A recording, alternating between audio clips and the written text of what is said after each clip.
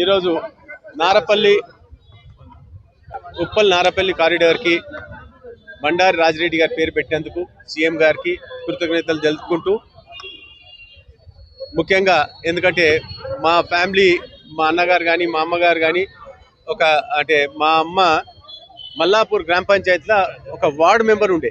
గ్రామ పంచాయతీకి ward member నుంచి కాంగ్రెస్ పార్టీలో ఉంటూ 50 ఏళ్ల సంధి కాంగ్రెస్ పార్టీలో మా అన్నగారు కానీ మా అమ్మగారు మేమందరం ఉంటూ ఈరోజు ఆ సర్వీసులు సీఎం గారు గుర్తించి, కాంగ్రెస్ పార్టీలో గుర్తించి ఈ కారిడార్కి పేరు పెట్టడం జరిగింది.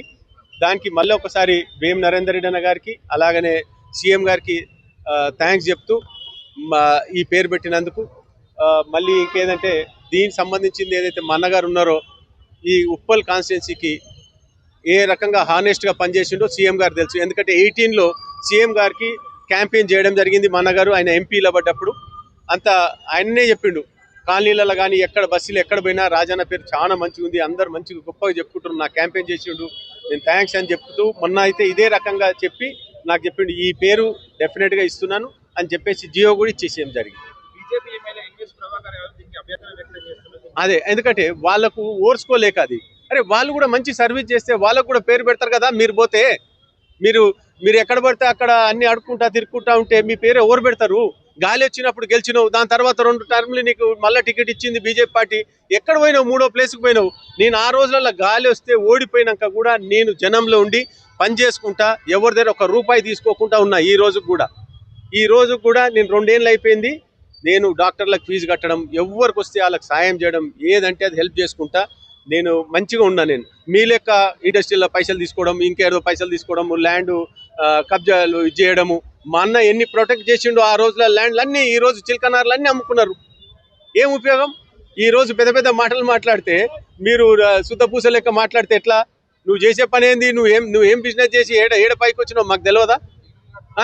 నువ్వు ఎన్ని ఏడు ఇటుక పడితే మీరు పైసలు వసూలు చేస్తారు, ఇసుక పడితే వసూలు చేస్తారు వేరే లీడర్లు, మాకు అన్నీ తెలుసు నాకు. కానీ ఈ రోజు సీఎం గారు మాకు ఈ పేరు పెట్టిందంటే మామూలు విషయం కాదు.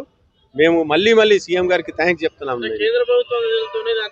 అంటే కేంద్ర ప్రభుత్వం ఉన్నది, దాంతో పాటు స్టేట్ గవర్నమెంట్ 150 కోట్లు జిహెచ్ఎంసీ ఇచ్చింది, పాత జిహెచ్ఎంసీ.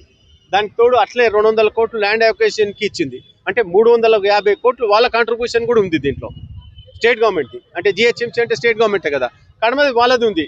అదే మీరు ఇన్ని రోజులైంది, 7-8 ఏళ్ళు అయింది, కంప్లీషన్కు మాత్రం మాట్లాడవు, నువ్వు దానికి తిరగవు. దానికి ఏమనంటే ఢిల్లీలో మాకు అది ఇది అని చెప్పి గొప్ప మాటలు చెప్తావు. నువ్వు ఇది ఎందుకు పని చేపియావా? నువ్వు అది చేపియాలి కదా. 2021లో ఎప్పుడో కంప్లీట్ అయ్యే ప్రాజెక్టు ఇప్పటికి 5 ఏళ్ళు అయింది. ఏం చేస్తున్నావు నువ్వు? దీని మీద ఉన్న శ్రద్ధ, ఏదైతే పేరు మీద ఉన్న శ్రద్ధ, ఆ పని మీద నీకు శ్రద్ధ ఉండదు. ఆ పని మాత్రం చేయవు. ఫస్ట్ ఆ పని చేపి తర్వాత దీని పేరు గురించి మాట్లాడదు. ఫస్ట్ వంగి ఆ పని చేపించి ఢిల్లీ పో, ఎవరు కాలు చేతులు పట్టుకుంటావో పట్టుకొని చెప్పి. నేను నా కాన్స్టిట్యున్సీకి ఈ రోజు నేను బీఆర్ఎస్ ఎమ్మెల్యే ఉండి నేను ఆఫీసర్ల దగ్గరికి పోయి కానీ నేను లీడర్ల దగ్గరికి, ఎందుకంటే పాత మాకు దోస్తులు మిత్రుల్లో చాలా మంది ఎమ్మెల్యేలు మంత్రులు, నేను అందరి దగ్గర పోయి కాలు చేతులు మొక్కి నేను కాన్స్టిట్యున్సీకి పని చేస్తానా? నువ్వెందుకు చేయవు? మరి కాంట్రవర్సీ మాటలు ఎందుకు నీకు? ఈ పని చేయండి దయచేసి. మీరు ఎంత జల్దీ కంప్లీట్ చేస్తావో దమ్ముంటే ఆ పని చేయి. నేను వీడికి 3 సార్లు మంత్రి గారిని తీసుకురావడం జరిగింది, కోమటిరెడ్డి వెంకటరెడ్డి గారిని. నేను వాళ్ళు ఒప్పుకోకపోతే కింద 2 ఖరాబ్ అయినా కింద రోడ్ వేపియమని రిక్వెస్ట్ చేసి కింద రోడ్ వేపియడం జరిగింది.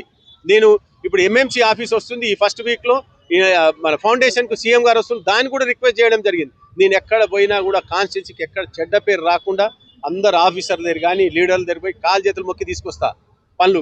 ఎక్కడ కూడా లాస్ట్ 2.5 ఇయర్స్లో, ఇప్పుడు 2.5 ఇయర్స్ అవుతుంది, మీరు ఎవరినన్నా అడగండి, నేను ఎవరి దగ్గర ₹1 ముట్టుకున్నా, నేను ఇంకెవరైనా ఇల్లు కట్టుకున్నా కూడా నేను వాళ్ళకి సపోర్ట్ చేస్తాను. నేను ఎవరిని కూడా డెమాలిషన్కి అస్సలే ఒప్పుకోను. నేను ప్రతి జాగాలో కూడా ఎవరు వీళ్ళు అడ్డుపడతారు, పైసలు ఇస్తే ఊకుంటారు, కథం.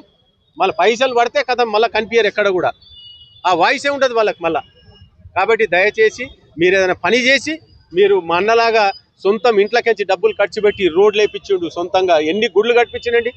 మీరు పెద్ద పెద్ద మాటలు దేవుళ్ళ గురించి మాట్లాడతారు, మీ జేబులకించి ₹1 గుడికి ₹1 ఇయ్యారు, పంతులకి ₹500 ఇయ్యారు, మీరు పంతులకి ₹50 ఇయ్యారు మీరు. ఇక మళ్ళీ మీరే గొప్పలు మాటలు చెప్తే ఎట్లా? నేను అదే కృతజ్ఞతలు చెప్పినా, థ్యాంక్స్ చెప్పినా, ఇంత పెద్ద డిసిషన్ ఏ సీఎం కూడా తీసుకోడు. నేను హానెస్ట్గా చెప్తున్నాను. ఈ ఇంత పెద్ద డిసిషన్ వేరే సీఎంలు తీసుకోరు. నేను వేరే పార్టీ మారినా మా అన్న సర్వీసులు మా అమ్మ మేమందరం 50 ఏళ్ల సంది కాంగ్రెస్ పార్టీలో ఉన్నానే చూసుకొని చేసిండు ఆయన. నా ముఖం చూసి కాదు, మా అన్న ఏదైతే చేసిన సర్వీసులు చూసి చేసిండు. అందుగురించే మేము థ్యాంక్స్ చెప్పి కృతజ్ఞతలు చెప్తున్నాం. మా ఫ్యామిలీ అందరం మేమందరం కూడా.